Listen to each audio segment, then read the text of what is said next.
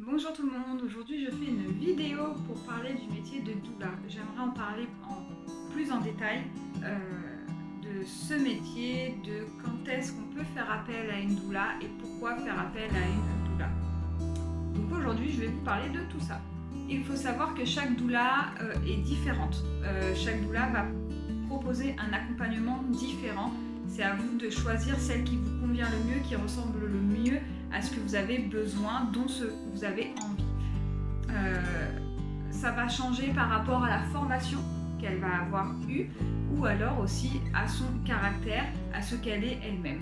Il y a des doulas qui vont être beaucoup plus spirituelles, beaucoup plus dans les célébrations. D'autres doulas vont être plus terre à terre, plus dans le côté émotionnel, le côté d'écoute. Il y a des doulas qui vont proposer certaines choses et d'autres choses complètement différentes. C'est pour ça qu'il est important de bien choisir la personne avec qui vous serez en totale confiance et qui va proposer des choses qui vont vous parler à vous. Nous allons commencer par la doula qui va vous suivre pendant la grossesse. Alors, c'est des rendez-vous qui se font à votre domicile. Ce sera toujours la doula qui va se déplacer chez vous. C'est des rendez-vous qui durent entre 1 heure et 2 heures. Vous pouvez choisir de ne faire que 1, 2, 3, tout l'accompagnement avec la doula. C'est à vous de voir après le pas que vous avez envie de faire avec elle. Donc à ce moment-là, vous avez un à plusieurs rendez-vous. C'est à vous de voir ce que vous pouvez et ce que vous avez envie de faire. Pendant ces rendez-vous, la doula va aussi parler de l'accouchement, des éventualités de l'accouchement, donc les moindres rôles, la césarienne, les épisiotomies, les matériels que peut utiliser le gynécologue ou la sage-femme au moment de l'accouchement.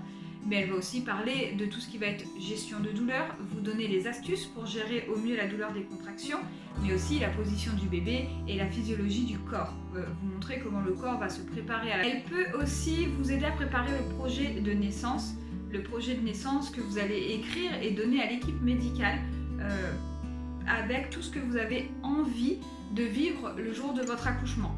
Donc pour le projet de naissance, je vais faire en gros, ça peut être par exemple, je ne veux pas de touchés vaginaux, je ne veux pas de péridurale, je ne veux pas d'étudiants ou beaucoup de monde dans la salle, j'aimerais que la lumière soit tamisée, je veux faire du pot à pot directement, je ne veux pas couper le cordon tout de suite. Enfin voilà, c'est tout un projet qui vous tient à cœur.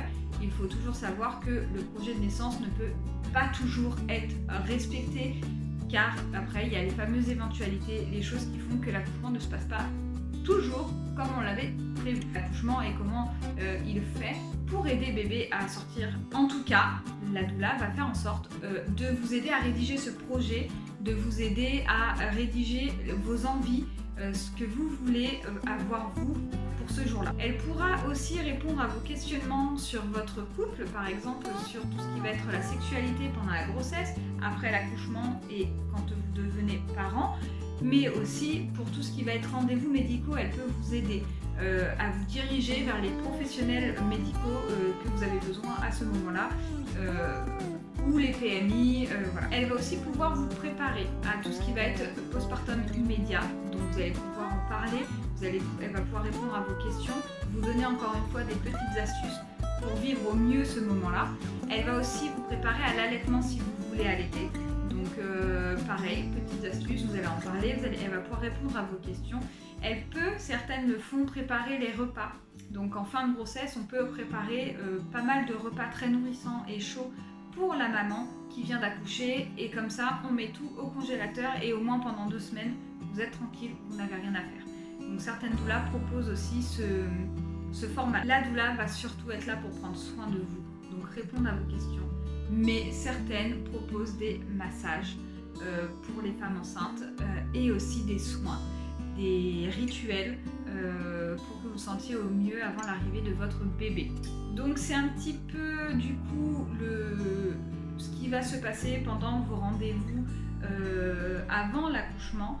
Donc après, à vous de voir ce que vous avez envie, pas envie, dont vous avez besoin à ce moment-là pour que la doula puisse vous accompagner au mieux lors de vos rendez-vous avant le fameux jour J. Certaines doulas vont aussi proposer des rituels ou des célébrations pour les futures mamans. Nous avons par exemple le Blessing Way, ou qui s'appelle aussi le Mama Blessing, qui se fait environ vers la 35e semaine de grossesse, qui va vous célébrer en tant que femme, en tant que future maman, et qui va vous donner toutes les forces pour l'accouchement qui arrive. Il y a d'autres célébrations qui peuvent être faites par certaines doulas, comme sur la féminité, pour les jeunes femmes, des célébrations sur tout ce qui va être grossesse ou naissance, fermeture aussi de grossesse, des soins rituels riboso qui sont des soins avec des nouages, des massages. Donc voilà, il y a pas mal de choses qui peuvent être faites. Ça, c'est à vous de voir si vous avez envie ou non de la voir. Pour un accouchement à la maison, elle va préparer la salle, la piscine, préparer des tisanes, vous servir de l'eau. Elle peut aussi penser au papa en lui préparant un petit plat quand c'est l'heure de manger, ou même un petit plat pour la sage-femme. Voilà, elle va être là un peu pour tout ce qui va être gestion à côté. Si vous avez d'autres enfants, elle peut aussi gérer les autres enfants à des moments où il y a besoin. Donc la doula sera vraiment là pour faire la gestion de tout ce qu'il y a autour de vous. Donc la doula à l'hôpital va aussi permettre de préparer un petit peu la salle, d'une autre manière bien sûr, mais de vous aider, de pouvoir aussi vous changer de position si vous avez besoin d'aide, de toujours être là pour l'accompagnant ou le papa qui est aussi dans la salle de naissance. Elle va aussi permettre de faire le tampon avec l'équipe médicale pour que votre projet de naissance soit respecté au mieux. Bien sûr, je dis ça, c'est s'il n'y a aucun problème. Donc, nous avons parlé des doulas pendant la grossesse, nous avons parlé des doulas pendant l'accouchement, nous avons parlé des célébrations que certaines doulas pouvaient faire.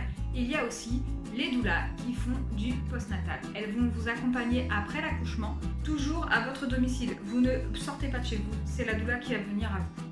Elle va pouvoir faire plein de choses. Déjà, écouter votre récit d'accouchement, pouvoir en parler avec vous.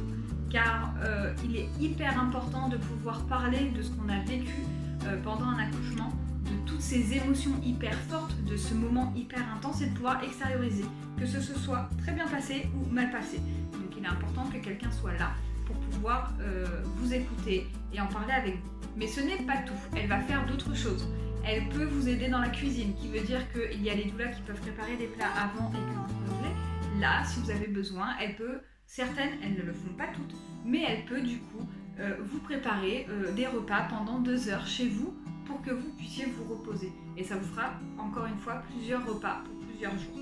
Bien sûr, la doula est là pour prendre soin de vous. Donc, elle va pouvoir vous proposer des massages, des soins, des bains, le soin rituel riboso. Donc voilà, et chaque doula va avoir sa formation, mais on peut proposer des choses pour que la maman se sente au mieux. Elle peut aussi aider pour les choses de la vie de tous les jours. Par exemple, maman n'a pas eu le temps de prendre sa douche. Est-ce qu'on peut veiller sur son nouveau-né le temps qu'elle prenne sa douche? Est-ce que on peut aussi garder les grands 1 heure, le temps qu'elle puisse faire une petite sieste avec son nouveau-né? C'est possible aussi. Est-ce que là j'ai pas eu le temps d'étendre mon linge? Est-ce que c'est possible que vous le fassiez? Je vais pas avoir le temps, j'ai pas l'énergie, pas de souci. Est-ce que voilà, ça va être plein de petites choses qu'on peut nous aussi nous permettre dans ce temps-là de faire. Alors il faut savoir qu'elle sera pas là pour faire tout votre ménage, elle sera pas là pour faire toute votre cuisine, mais si au moment venu la maman a besoin d'aide, on sera là pour aider la maman, que ce soit dans le linge, le balai, les enfants. Voilà, il n'y a aucun problème, on est là pour ça. Il faut que la maman se sente bien, ne se sente pas dépassée par ses tâches ménagères. Il faut qu'elle puisse se reposer, puisse profiter des premiers instants avec son bébé, c'est hyper important. La doula peut aussi aider pour le début de l'allaitement. Il peut y avoir des soucis de position, de crevasse, voilà. Nous, on sera là pour du coup permettre à la maman d'avoir les meilleures astuces, les petites choses qui peuvent aider à ce que l'allaitement se passe au mieux. Et si jamais l'allaitement ne se passe vraiment pas bien, qu'il y a des soucis, on fera appel à une conseillère en lactation ou à un professionnel de santé. Donc on aidera maman à trouver quelqu'un pour l'aider dans son allaitement bien. Après, il y en a qui peuvent proposer des séances de yoga, des séances de relaxation aussi, de la naturopathie. Donc voilà, il y a vraiment énormément de choses qui peuvent être données à la maman, que ce soit pendant la grossesse et après en postpartum. On a chacune nos formations et ça peut permettre à la maman de se sentir au mieux et de se sentir accompagnée. Je vais vous parler maintenant de quelque chose qui est beaucoup moins connu, c'est les cercles de parole. Pourtant, beaucoup de doulas en font. Ça peut être des cercles de parole, par exemple pour les jeunes parents, sur un thème demandé ou voilà, par rapport à la séance. Ça peut être des cercles pour les jeunes filles qui viennent d'avoir leurs règles, par exemple, pour des jeunes femmes qui viennent de connaître leur vie sexuelle, qui se posent des questions sur leur corps. Ça peut être aussi des cercles de parole pour les mamans ou les futures mamans. Ou des cercles de parole, pourquoi pas pour les papas, voilà, qui ont besoin eux aussi d'extérioriser et de parler de certaines thématiques sur la grossesse, l'accouchement ou le postpartum. Il faut savoir que le fait de faire appel à une doula n'est pas remboursé par la sécurité sociale et ni par la mutuelle. Peut-être que certaines mutuelles peuvent prendre en compte au moins un rendez-vous, mais c'est pas encore le cas en France. C'est très compliqué de pouvoir se faire aider. Mais n'hésitez pas, si vous voulez absolument une doula, si vous faites une liste de naissance, de mettre des soins ou des rendez-vous en cadeau pour vous, pour avoir la doula dont vous avez envie. Comme je disais au début de la vidéo, les doulas ont toutes leur personnalité et leur formation. Et c'est ce qui fait que ça change énormément de choses et il y en a pour tout le monde. Donc il ne faut vraiment pas hésiter à voir ce qu'il y a autour de vous, qui peut vous accompagner pendant donc ce moment de votre vie vers chez vous et ce qu'elle propose. Il y en a pour tous les goûts, il y en a pour tout le monde et c'est ce qui est merveilleux dans ce travail-là, c'est qu'on n'est pas du tout toutes formées pareil. On a chacune notre petite chose à nous qui fait qu'on peut accompagner différemment les parents. Je trouve ça super beau, autant de diversité dans tous les soins qu'on peut proposer aux parents, surtout à la maman. Je trouve ça tellement beau de pouvoir chacune avoir notre petit truc à nous qui fait qu'on va accompagner au mieux les parents.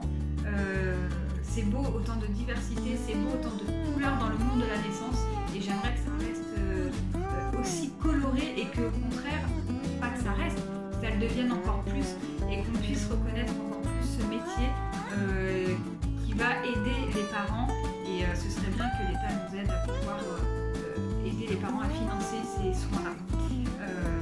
Ce serait vraiment quelque chose de merveilleux et ça donnerait tellement d'étincelles à nos couleurs. Donc voilà pour cette vidéo, j'ai fini, j'espère que vous avez un peu mieux compris un petit peu le rôle d'une doula et de tout son accompagnement. Si ce n'est pas le cas, n'hésitez pas à me demander en commentaire, à laisser des commentaires, je répondrai à vos questions sans problème comme d'habitude et